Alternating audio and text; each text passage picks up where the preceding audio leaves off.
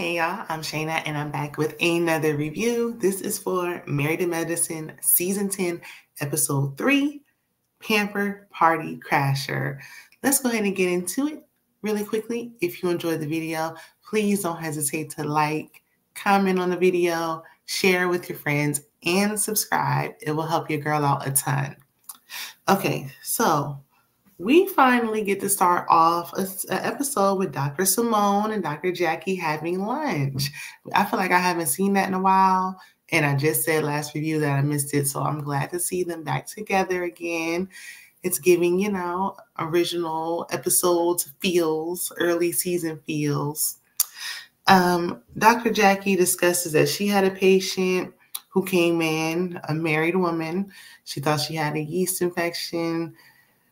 Dr. Jackie had to really explain to her that this is not that. This is, an STD. And she was like, how could that be? I'm married. Girl, you might want to talk to your husband, okay? They start complaining about sweet tea. And in so many words, because, they feel like sweet tea is lazy, spoiled, entitled maybe, because Sweet Tea constantly complains that she's overstimulated and spread thin. She feels overwhelmed. And they felt like, okay, well, we done been there, done that, and more. So where do you get off feeling tired and overwhelmed? You ain't even did nothing yet. In her confessional, Dr. Simone says that when she was around Sweet Tea's age, she was married, working in private practice, and had a toddler. So she like, if I can do all that and go to the grocery store, get my own groceries and cook and all the things, then where do you get off saying that you tired? I thought Dr. Simone couldn't cook, and I know Dr. Jackie can't.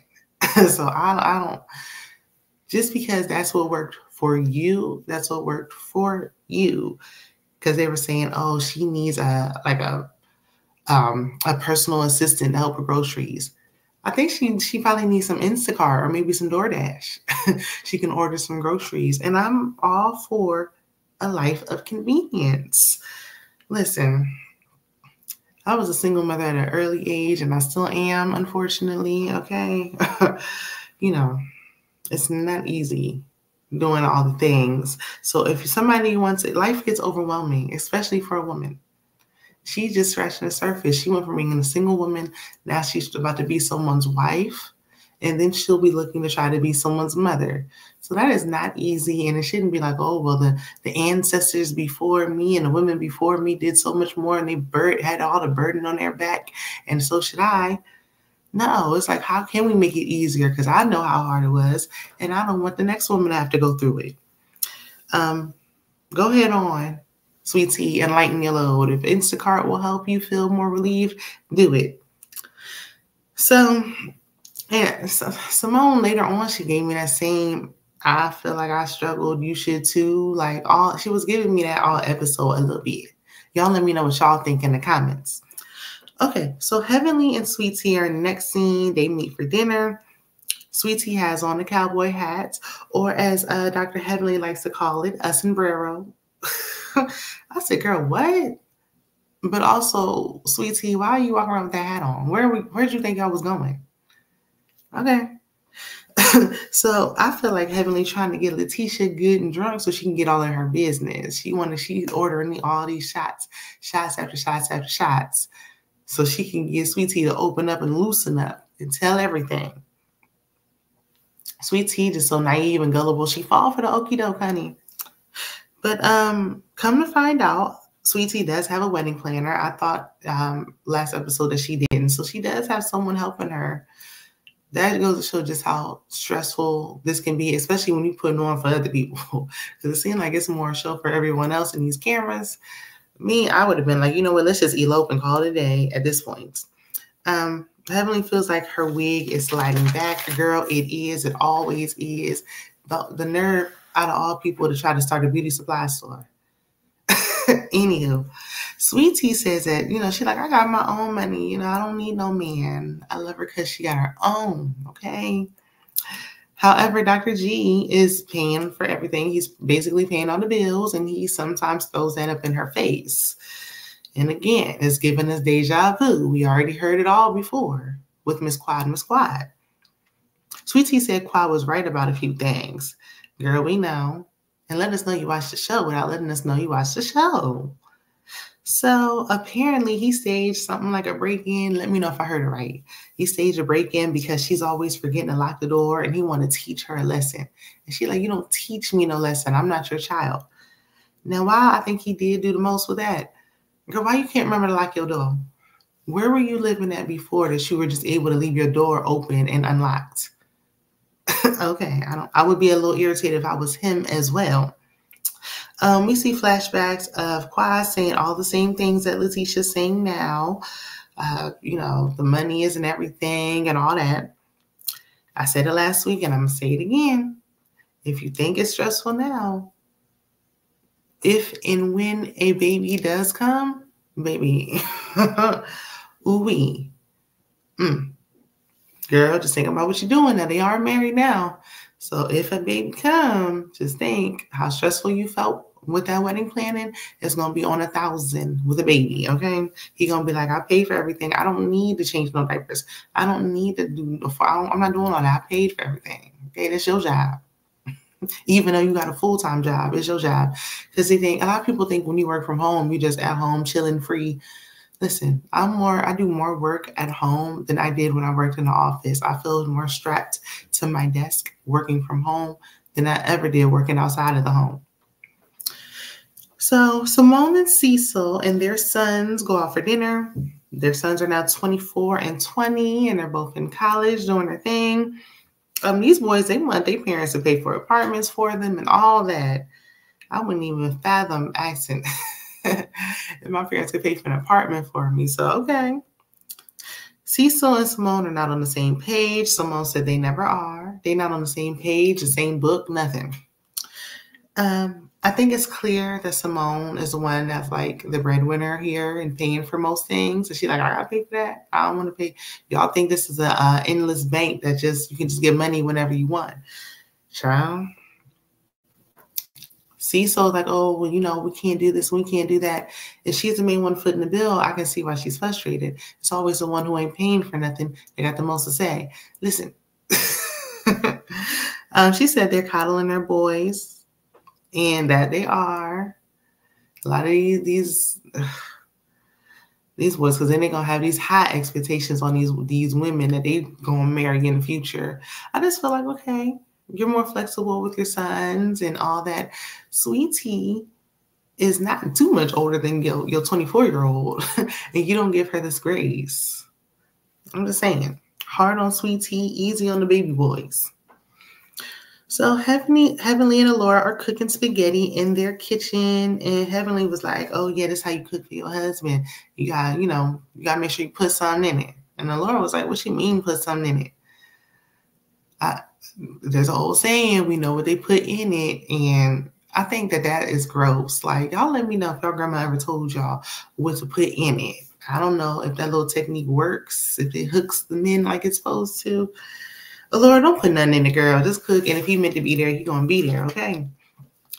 So Alora, we know she still wants to go to FAMU, but Heavenly and Dr. Damon Daddy, they don't want her to go. I'm like, do y'all not want her to go? It sounds like they don't think she can handle being out there alone. And she's like, but my brother's got to go. Y'all went away. It's unfair that I got to stay here. I don't want to stay here. They're being selfish. They just want their baby girl close to the house, or close to the home. She's not little. She's a young lady now.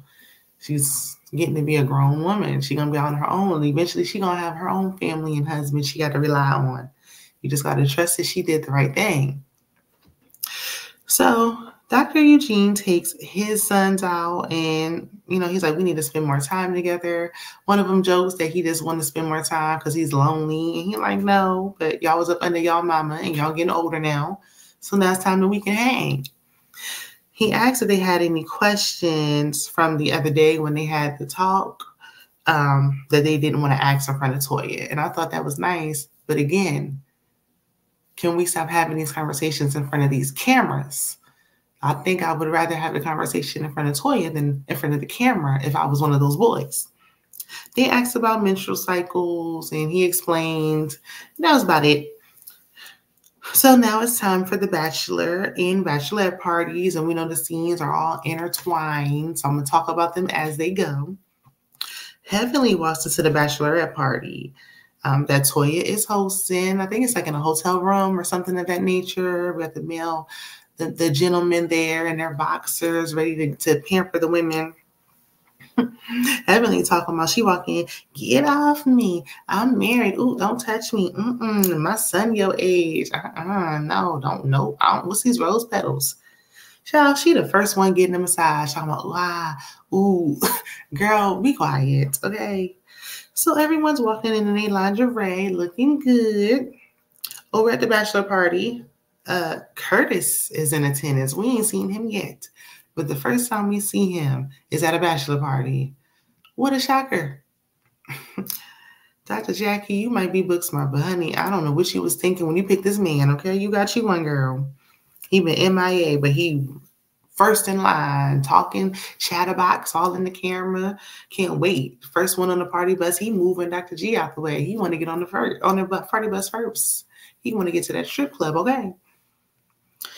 So they get on the party bus, and I chuckle because the balloon says second time. Okay, sometimes it takes a second chance to get it right. Do I think that's the case here? Absolutely not. But I ain't gonna try to speak negativity on this union. I'm just saying. Sweet Tea walks into her party. She, out of all the ladies, her, even her twin was there. She had a friend, one of her real friends, and the other ladies. Sweet Tea was dressed down the most out of everyone. Like everyone, I think, was snatched, and Sweet Tea was just so modest, and I don't know. I'm like, girl, this is your time to shine. I don't know why. The way she dresses just gives so much older. Sweet Tea is in there talking about, because they were like, ooh, I wonder what the men are doing. And it was like, yeah, Dr. G, he a wild boy, okay? And she was like, oh no, Gregory's conservative. Girl, you watched the show before. What? Maybe conservative with you. Meanwhile, he on the party bus talking about, if I pull my pants down, I ain't pulling them back up tonight, okay? I said, ugh. Them strippers are some hardworking women and just acting like they ain't heard that. Yuck. So Sweet Tea gets a call right in the middle of the festivities from her wedding planner. And they're saying because they had to switch the venue, went from outdoors, it was supposed to rain, they had to move it indoors. It's going to cost an additional $14,000. I'm like, why does it cost so much more money to have the venue indoor? If there's an option, I feel like there should always be a backup option if you plan on doing something outdoors. $14,000, that's steep. And everybody was in their confessional like, ooh, they ain't got the money, because Sweet Tea was upset, honey. Heavenly was like, this wedding ain't meant to happen. It's a bad omen. It's a sign that this ain't meant to be. They not supposed to get married. It don't matter what we think, okay? This lady she's like almost at the finish line. She gonna do it. I remember when I told y'all last time, I was real young when I did it, and I thought, okay, and shall be playing that wedding in a month. I thought, okay, it's too embarrassing to cancel now. You don't want to feel like a failure, so you just go through with it. She uprooted her life. She moved. She's gonna go through with it. I hope it works. Sweet Tea was already spread thin, and then this news just made her snap. Or her sister was like trying to grab her phone or something, trying to calm her down. And she started arguing with the sister. Everyone, including the males, the male, I don't know if they were strippers, I don't know. The men in the room and they boxers, they was looking like, what's going on here? Everybody was like, okay. Toya was like, brief intermission, okay. Awkward. So the gentlemen arrived at the strip club, and honey, Cecil was like, because Cecil's supposed to be hosting the bachelor party, and he like, yeah, the party bus with the strippers over there clapping cheeks, that was just a warm-up. This right here is the main event, okay? So, a side note, Dr. G walk out, he looks so short. How tall is he? So Dr. Jackie and her and Curtis confessional, she was like, yeah, my man know he better keep his hands to himself, or he gonna come back and he ain't gonna have no hands. He already know. And he like, you don't got nothing to worry about. And here go the petty producer zooming in on his hands wrapped around that stripper. He love to pull somebody on his lap, don't he? If you know, you know. Per usual, he can't keep his hands to himself. Jackie is being delulu. Dr. G, he's so excited. He invited one of the working women to his wedding. Dr. Eugene was like, this is not best man. You cannot just invite no stripper to your wedding. What is going on? Sweet Tea and her twin, they having a sidebar back at the bachelorette party. Meanwhile, while they talking, Dr. Heavenly is spilling all the tea, talking about how, everything that Sweet Tea told her in confidence and vented to her about how he's not helping with the wedding planning and all this. Everybody, because they was like, why are you saying they shouldn't get married? And Heavenly was like, they shouldn't do it. And they was like, what you know that we don't know, girl? Give us the tea. No pun intended. She telling it all. Her friend, look, and she gonna run all that back. Now, after her friend got done taking all in, I'm looking because I'm like, a lot of us don't see this union lasting, and it's very unfortunate, and it may. I hope I'm wrong about that. However, Dr. Heavenly saying that like that 2 days, even Dr. Simone's like, it's 2 days before the wedding, and you want to say you don't think they should get married at the girls' bachelorette party? Like, that was just tacky. That was foul. It was just messy. Heavenly, even for Heavenly, it's messy. Meanwhile, that's going on. Phaedra get a text saying, I'm outside. And so Phaedra get up and she goes to the door and, freaking frack part 2. Even though it's like giving me the Mariah and Quiet feels. Mariah need to come back. Ooh, those was good times. In walks Miss Quiet, honey, and she comes bearing gifts. She don't come empty-handed like everybody else did. Toya is pissed. And she ain't hiding it either. She's very vocal about it. It's all over her face, and she's saying it. So Sweet Tea was like, come over here, Quiet, sit next to me. And I was like, girl, what? And Toya was like, girl, what? So next thing you know, Sweet Tea and Quad are hugging like they long lost friends. And I'm like, what did I miss? I guess Quad was like, girl, take it. I'm glad you got him up off my hands, honey. Now, anytime somebody talk about Dr. G, they don't got to associate him with me, okay? LaQuad got her a new fine man. She done moved on, okay? But in her confessional, Quad did make a shady comment talking about something. I guess times have changed. And start coughing like, yeah, you was being shady. What you mean by that, Quad? Tell us. So Toya, she has had it because she's like, look, last week, T didn't want Quad mentioned. And then Sweet Tea was like, well, that was because that was my engagement party. And Toya like, and what is this? And Toya's right. What's the difference? I would be like, I would have been going off who invited Quad. I understand she don't want to cause a scene. And to cut her some slack, she's going through a lot. Now she just got a call. Last week she was leaving tags on dresses and all that. And now she got to tell this man who clearly she don't want to ask for no money that she needs another $14,000 for their wedding days prior. But Toya like, no. You didn't want us talking about her. I don't know why you hugging her. Y'all hugging like y'all the best of friends. What's going on is giving fake and phony. And I'm with Toya on this. One thing, at least Toya ain't fake about it. Her and Quad will never see for each other ever. So Quad is sitting there looking like, okay, well, what you want me to do? So Toya was like, Phaedra, you can escort your friend out. So Quad was like, Sweet Tea, would you like for me to leave? And Sweet Tea was like, yeah, I think it would be appropriate. So why was you just hugging her and all that? You knew she quite had no business being there. And Phaedra was real messy for that, okay? So Toya kicked Quad out. And after that, party was over. For the women, not for the men, honey. We don't know what happened with them. They kept the party going, okay? The men don't have no problems. They out all night looking at what they need to look at. Somebody keep an eye on Curtis, though. Y'all let me know what y'all thought down in the comments. Next week is the wedding, so meet me back here. Check out my other content, and I'll see you in the next one. Bye.